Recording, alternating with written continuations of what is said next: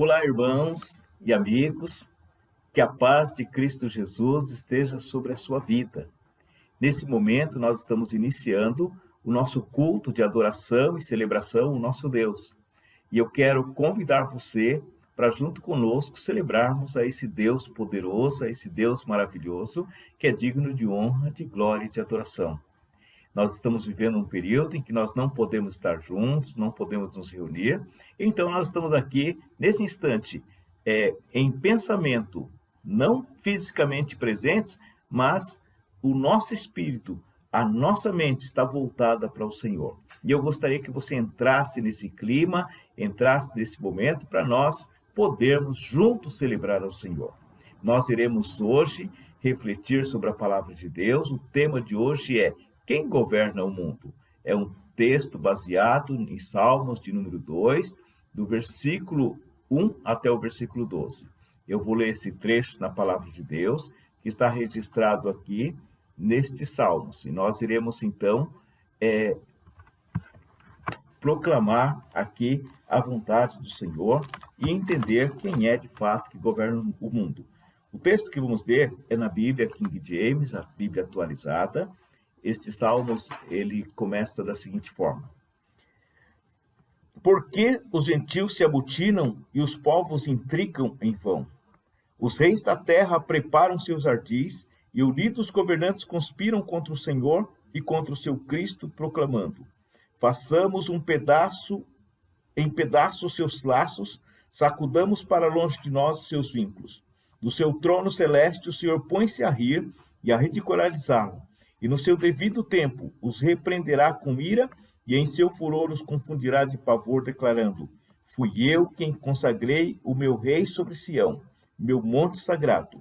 Proclamarei o decreto do Senhor. Ele me disse: tu és meu filho, eu hoje te gerei. Pede-me e eu te darei as nações como herança, os confins da terra como tua posteridade. Tu as regerás com cetro de ferro, com um vaso de oleiro as espatifarás. Por isso, ó reis, sede prudentes, aceitai a correção, magistrados da terra. Servi ao Senhor com temor, e vivei nele com alegria e tremor. Rendei ao Filho a adoração sincera, para que não se ire, e vos sobrevenha repentina destruição, pois a sua ira se acende depressa. Verdadeiramente felizes são todos que nele depositam sua plena confiança. Amém? Vamos nesse momento orar ao Senhor, falar com Deus. Deus, em nome de Jesus, mais uma vez, nos colocamos diante de Ti. Pai, nós oramos com sinceridade, com profundidade do nosso coração. Nós precisamos da Tua graça nesse momento. Nós precisamos do perdão dos nossos pecados. Nós precisamos da direção do Teu Espírito Santo para tudo que queremos fazer aqui neste exato momento, Senhor. Pai, meu Deus, deste nosso trabalho depende vidas para serem edificadas, para serem instruídas, para serem conduzidas, para serem orientadas, ó Pai. Por isso, ó Pai, nós precisamos que o Senhor nos encha com o Teu Espírito Santo. O Senhor toma os nossos lábios, toma a nossa mente, toma o nosso coração e nos conduza nesse instante, Senhor. Pai, ora em favor dos cantores, ora em favor da equipe de mídia, Senhor, para que tudo corra de acordo com a Tua vontade. Pai Santo, nós oramos em nome de Jesus, para a glória do Senhor. Graças te damos, Senhor. Amém e amém. Muito bem. Hoje nós iremos falar sobre os Salmos de número 2. Nesse período nós estamos refletindo sobre o livro de Salmos, que é o livro de poesia, que era o inário de Israel. Em todas as reuniões de celebração deles, eles utilizavam esse livro para eles cantarem louvores a Deus, para eles celebrarem ao Senhor, para eles exaltarem ao Senhor. E esses Salmos, na verdade, ele traz para a gente uma pergunta: quem controla o mundo? Então, é uma pergunta muito interessante, porque nos dias de Davi, lá em 2 Samuel, capítulo 5, capítulo 8, capítulo 10, nós encontramos algumas pessoas achando que eles podiam controlar o mundo. Eles achavam que com suas próprias forças, com seus exércitos, com suas alianças, eles poderiam vencer o povo de Deus e eles poderiam assumir o controle de todas as coisas. Eles achavam que Israel era apenas um intruso, um povo que tinha entrado e invadido suas terras e que eles poderiam facilmente ser expulsos de lá. Mal sabiam eles que Israel fazia parte de um projeto de Deus, dentro de um plano maior. Deus separou Israel como povo para dar testemunho de seu poder, para revelar a sua missão e a sua vontade aos demais povos, de tal forma que Israel sempre foi protegido por Deus. Então, esses salmos aqui, possivelmente, ele foi escrito logo depois que o rei Davi, ele assumiu, assim que Saul morreu, ele assumiu o governo de Israel, e naquele instante, segundo 2 Samuel, capítulo 5, diz que os filisteus se levantaram para guerrear contra Israel. Pensavam eles que pelo fato de ter um rei novato, um rei recém-possado, eles teriam êxito, eles iriam tomar novamente Israel de volta, eles iriam expulsar aquele povo ou iriam subjugá-los. E o que nós observamos, que no primeiro momento eles são derrotados, eles são colocados e vencidos pelo poder de Deus, através da estratégia que Deus coloca no coração de Davi. Depois eles fazem aliança com outros povos, fazem aliança com os sírios, e enfim, existe uma organização, uma aliança de nações para procurarem destruir a Israel. E o que nós observamos é que Deus usa Davi e ele faz com que o rei Davi vença um por um. O que nós precisamos entender, e o que aquelas pessoas precisavam entender, é que eles não estavam lutando contra um homem, eles não estavam lutando contra uma nação, eles estavam lutando contra um plano estabelecido por Deus na eternidade. Se nós pararmos um pouco para pensar, Israel foi separado como nação ainda muito antes deles serem libertos do Egito, ainda muito antes de ter nascido o primeiro filho de Abraão. Quando nós lemos lá em Gênesis capítulo 12, que Deus manda que Abraão saia da sua terra e do meio da sua parentela e vá para uma terra que ele iria mostrar, ele mostra exatamente esta região onde Israel está estabelecido. E quando Deus faz a promessa a Abraão, ele diz que toda aquela terra, toda aquela extensão de terra seria dada aos descendentes de Abraão. E ali Deus começa a construir um plano, construir um povo, construir uma base para que fosse berço para o nascimento de seu filho Jesus Cristo. Então Israel servia de sinal para as demais nações. Mas o que acontece? As pessoas nem sempre elas entendem os propósitos e a vontade de Deus. E aqueles povos também eles não entendiam. E aí a razão que o salmista ele pergunta: por que os povos cheios de ódio se reuniram?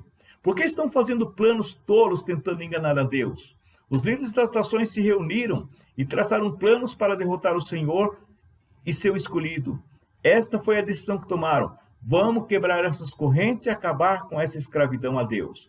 Então eles tinham tomado a decisão, eles estavam cheios de ódio, eles tinham se reunido, eles tinham feito planos tolos, eles estavam tentando enganar a Deus, eles tinham traçado planos para derrotar o Senhor e o seu escolhido, como se eles fossem tão poderosos assim, porque eles não sabiam de fato quem era o Deus de Israel. Eles pensavam que o Deus de Israel fosse como qualquer dos deuses que eles possuíam, daqueles deuses resultado da sua imaginação, mas não, o Deus de Israel era o Deus verdadeiro, o Deus criador dos céus e da terra, o Deus que governa todas as coisas. Logo, pensar em batalhar contra Deus era uma tolice imensa, era eles estarem sendo enganados. Tentarem derrotar o Senhor e seu escolhido era tentar dar murro em parede de ferro. Então era isso que estava acontecendo. Então, diante disso, como é que é a reação de Deus?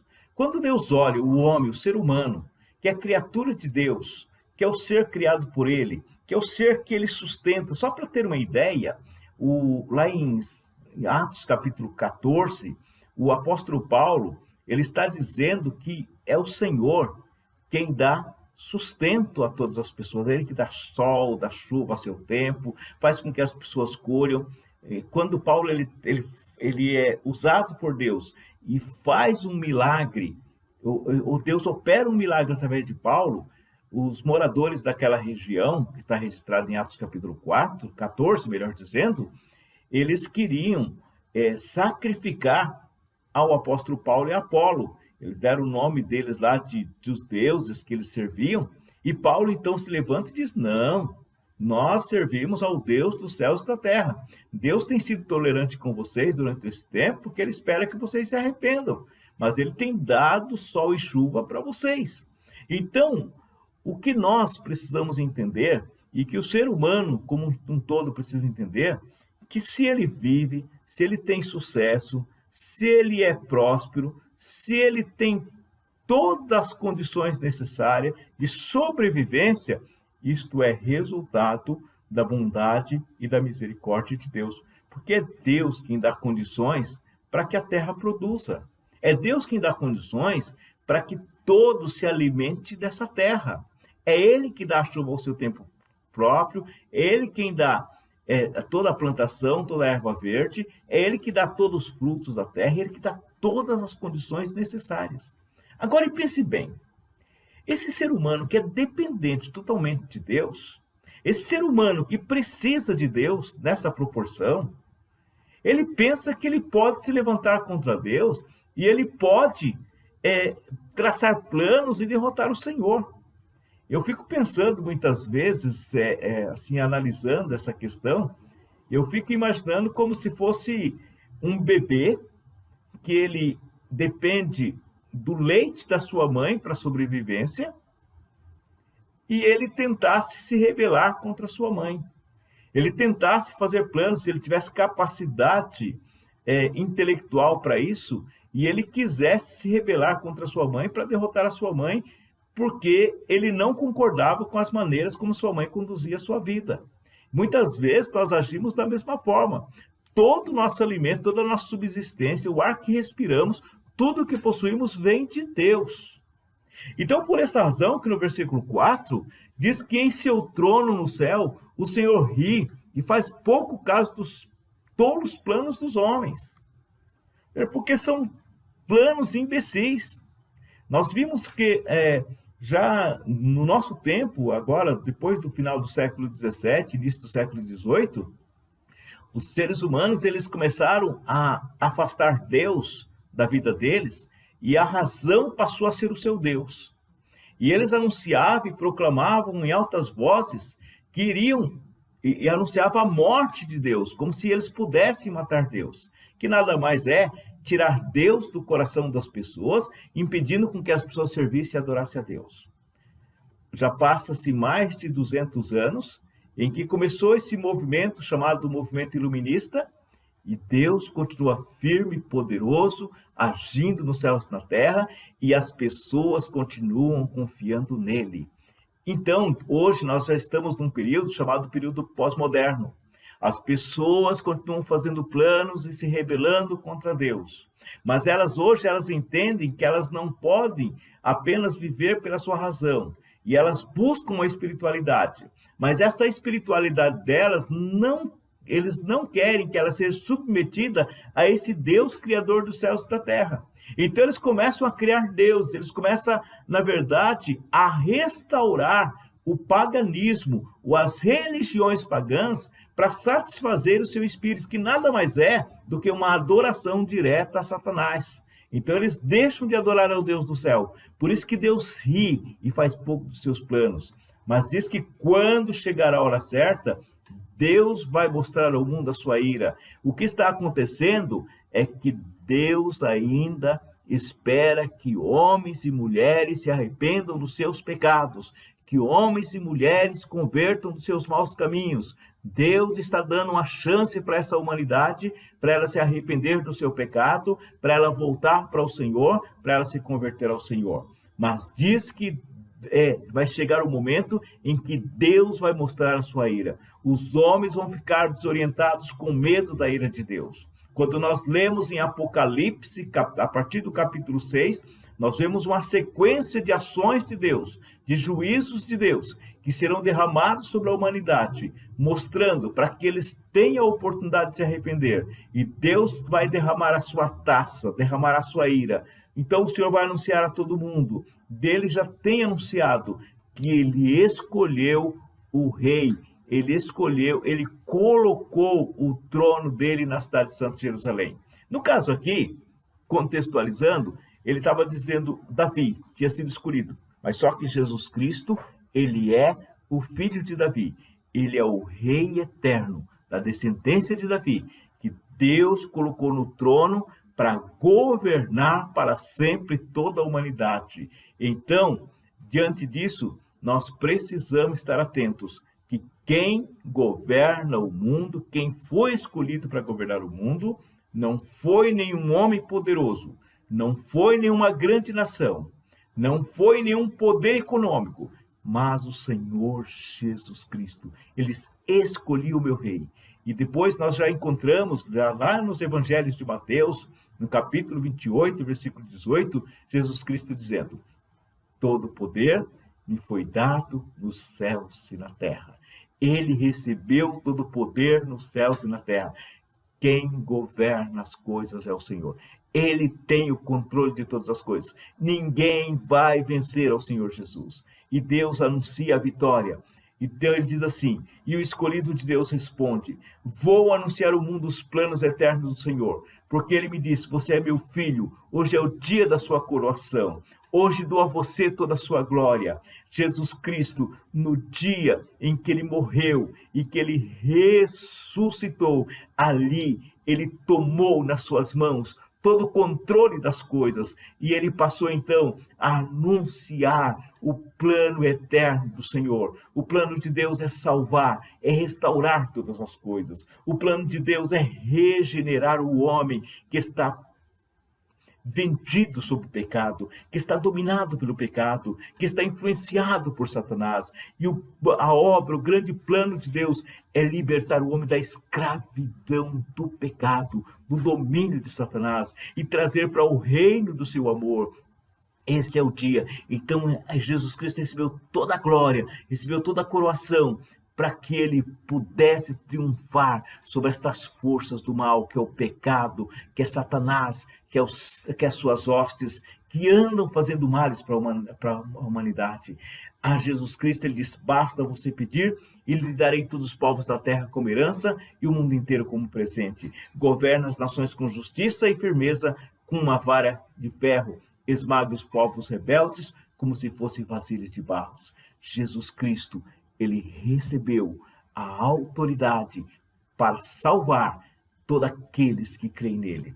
Lá no Evangelho de João, capítulo 3, a partir do versículo 17, ele diz assim, que Deus amou o mundo de tal maneira que deu o seu Filho unigênito para que todo aquele que nele crê não pereça, mas tenha a vida eterna. Então, o propósito de Deus é para que todos aqueles que creem em Jesus tenham a vida eterna. Mas também, diz assim a palavra de Deus, Deus enviou o seu Filho ao mundo, não para condenar o mundo, mas para que o mundo fosse salvo por meio dele. Então, esse é o plano de Deus, o plano que ele anunciou, os planos eternos do Senhor. Ele amou, não para condenar, mas para que o mundo fosse salvo.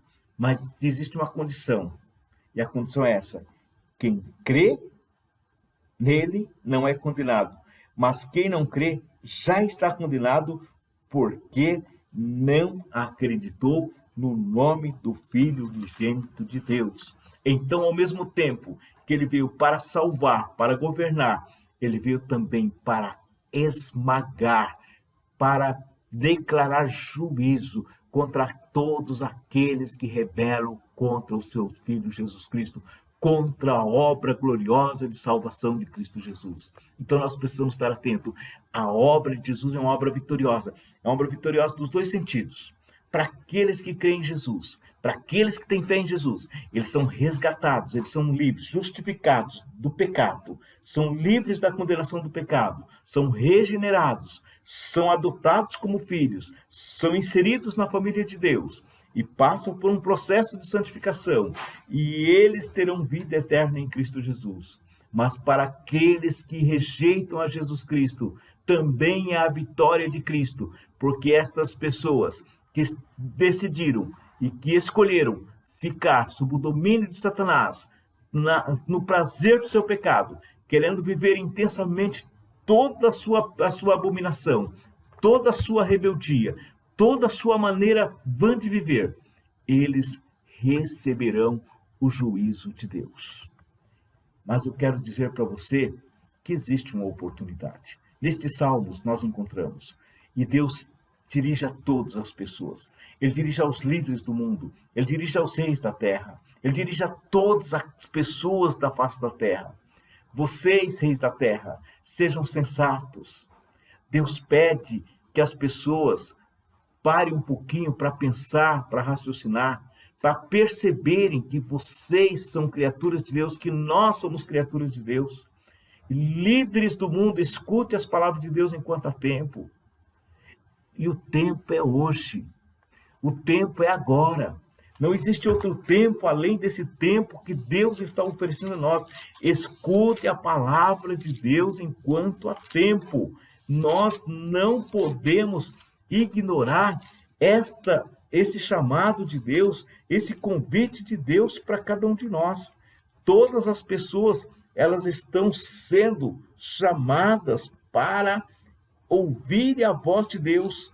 Então nós encontramos aqui nos Salmos, no Hebreus capítulo 3, versículo 5, ele diz assim: por esta razão afirma, se hoje ouvirdes a sua voz, não endureçais o vosso coração como ocorreu na rebelião. Ora, quem foram os que ouviram e se rebelaram? Não foram todos que saíram do Egito guiados por Moisés?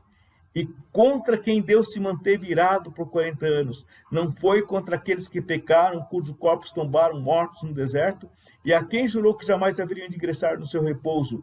Ora, não foi aqueles que mantiveram desobedientes, concluindo desse modo que não foi possível ter acesso à terra prometida por causa da incredulidade. Então, o que Deus chama hoje a você é a crer no Filho de Deus, a crer em Jesus Cristo. Deponha suas armas, renda-se ao Senhor Jesus, saiba que é Ele quem controla o mundo. Você pode ter muito poder, você pode ter muita força, seja econômica, seja política, seja social, não importa a força que você tem, mas você não tem mais poder do que o Senhor Jesus Cristo. Ele governa e controla o mundo. Por isso, o convite da palavra de Deus é esse: sirvam obedientemente ao Senhor.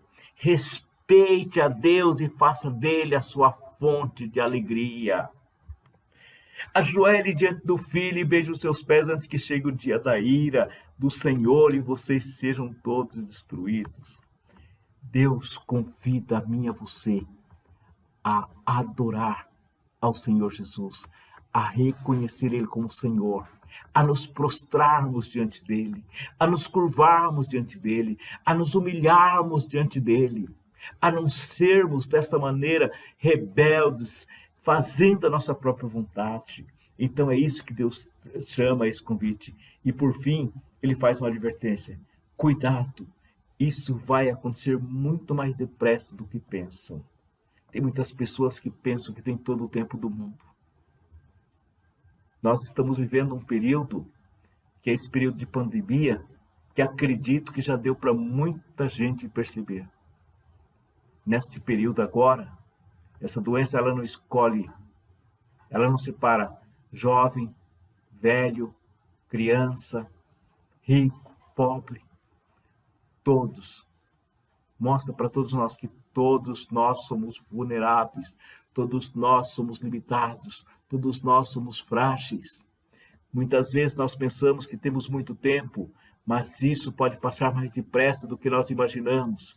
Então, nós precisamos voltar para o Senhor. Agora é o tempo de você se arrepender. Agora é o tempo de você se curvar diante do Senhor e reconhecer seus pecados.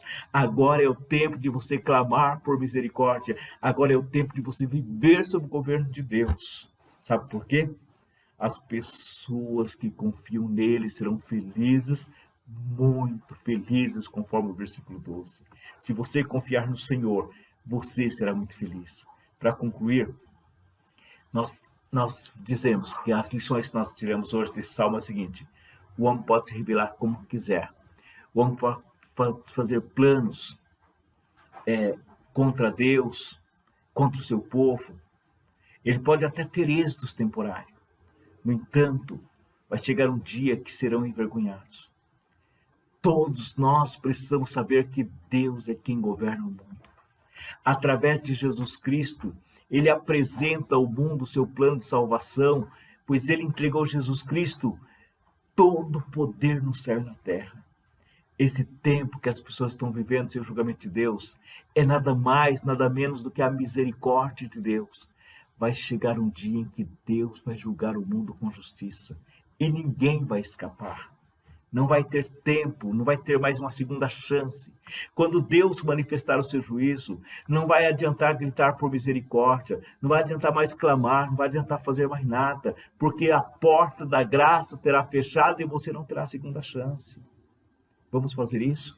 Vamos entregar nossas vidas ao Senhor? Vamos fazer uma reconciliação?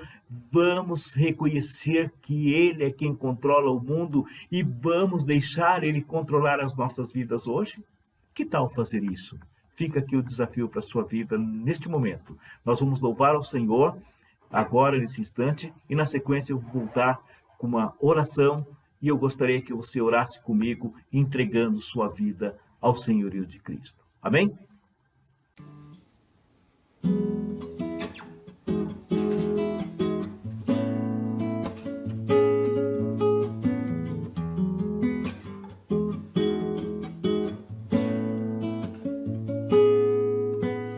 Ao sentir o mundo ao meu redor, ao sentir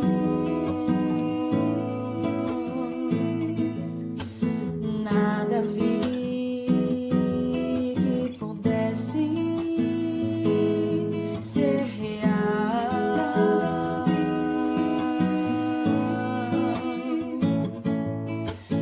Percebi que todos buscam paz, porém em vão, pois naquilo que procuram não há solução, não há solução.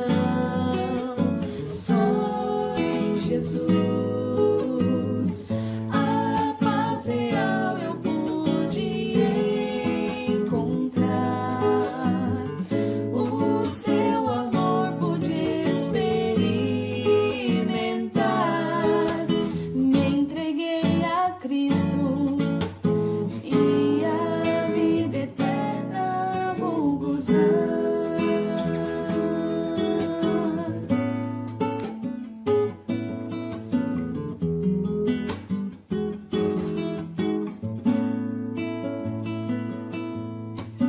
Posso ver que você não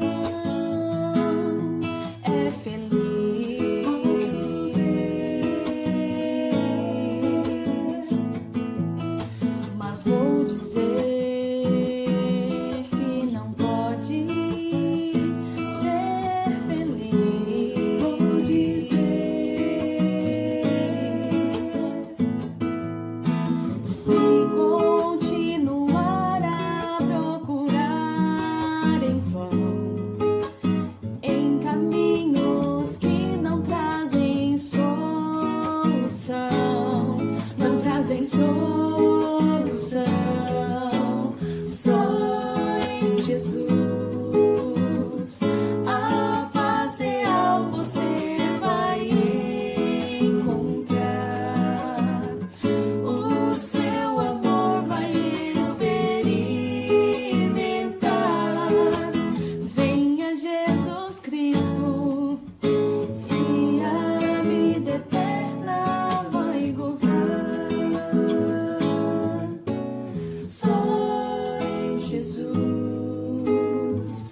a paz real você vai encontrar. O seu amor vai experimentar. Venha Jesus Cristo e a vida eterna vai gozar. E a vida eterna vai gozar. E a vida eterna vai gozar.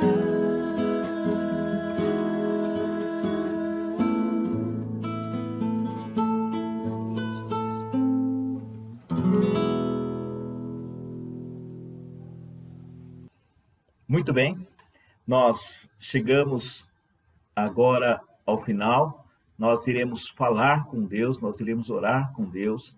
E eu quero, nesse momento, desafiar você que ouviu a palavra de Deus, você que foi tocado por essa palavra, você que foi desafiado por essa palavra, a se render ao Senhor Jesus, a entregar a sua vida ao Senhor Jesus. Talvez você pergunte, mas o que eu tenho que fazer para entregar minha vida a Cristo? A Bíblia diz o seguinte, lá em Romanos, capítulo 10, e o versículo 9 diz assim, se com teu coração crer, e com a tua boca confessar que Jesus Cristo ressuscitou dos mortos, verdadeiramente será salvo. Então o que você precisa agora é crer que Jesus Cristo é o Filho de Deus, que ele morreu e ressuscitou ao terceiro dia e que está vivo para sempre. Se você crê dessa maneira, abra sua boca e diga comigo, eu creio que Jesus é o Filho de Deus. Eu creio que Jesus ressuscitou. Eu creio que Jesus está vivo para sempre e que ele é o meu Salvador. Amém? Feito isso, vamos orar ao Senhor. Santo e soberano Deus, Pai Todo-Poderoso, nesse momento eu oro a Ti, Senhor, agradecido por Tua bondade e misericórdia, agradecido por Teu amor, agradecido, meu Deus, porque o Senhor tem se revelado a nós e tem nos dado condições, ó Deus, de vivermos plenamente para a Tua glória e para o Teu louvor. Pai, nesse momento eu oro com esta pessoa, meu Deus, que arrependido, chora pelos seus pecados. E ela quer, meu Deus, viver sob o Teu senhorio. Mas ela não tem tido força, ela não tem tido condições, ó Deus. Agora ela suplica ao Senhor a Tua graça. Mas ela acabou, meu Deus, de declarar que no seu coração ela crê, que ela crê. E ela abriu a sua boca para confessar que Jesus Cristo morreu e ressuscitou ao terceiro dia. Por isso, meu Deus, eu peço que nesse momento seja gerado fé nesse coração. Nesse momento haja regeneração, haja dado condições para que ela possa se arrepender e ela mudar de rumo, ó Deus. Que a partir de agora a sua vida tenha uma guinada, que ela volte para o Senhor, que ela viva sob o Teu governo, que o Teu Espírito Santo entre nesse coração, arranque todas as ações do mal, tudo que o inferno tinha colocado na vida desta pessoa, tudo que o mal tinha colocado na vida desta pessoa, que agora seja tirado dela. Todas as possessões malignas sejam tiradas. E agora o Senhor tome posse dessa vida. Assuma o governo e o controle dela, Senhor, para a glória do Teu nome. Que ela seja liberta pelo poder que é em Cristo Jesus. Eu oro agora e sempre. Que Deus nos abençoe. Amém e amém. Louvado seja Deus, graças a Deus. Nós chegamos ao final de mais um culto. E nós queremos que você continue nos acompanhando através das nossas redes sociais. Nós temos as transmissões pelo Facebook e pelo YouTube. E você pode, além de participar dos cultos conosco, também compartilhar com seus amigos, colegas, parentes, vizinhos, com as pessoas do seu relacionamento, dizendo para elas que Deus tem uma palavra de esperança para elas, que Deus tem uma palavra de salvação para elas, que você possa ajudar também nessa divulgação da palavra de Deus. Os nossos cultos acontecem sempre, as nossas transmissões, nas quartas-feiras, a partir das 19h30, aos sábados, a partir das 10 horas, temos escola bíblica, e às 11 horas, culto de celebração. E nos domingos, os nossos cultos, nós começamos a divulgar e a compartilhar o nosso culto a partir das 18 horas. Você é nosso convidado para estar sempre conosco. E quando passar essa pandemia, venha nos conhecer, venha fazer parte desse povo de Deus e celebrar conosco, pois eu tenho certeza que você será grandemente edificado e será grandemente orientado pela palavra de Deus. Que Deus os abençoe grandemente. Amém e amém.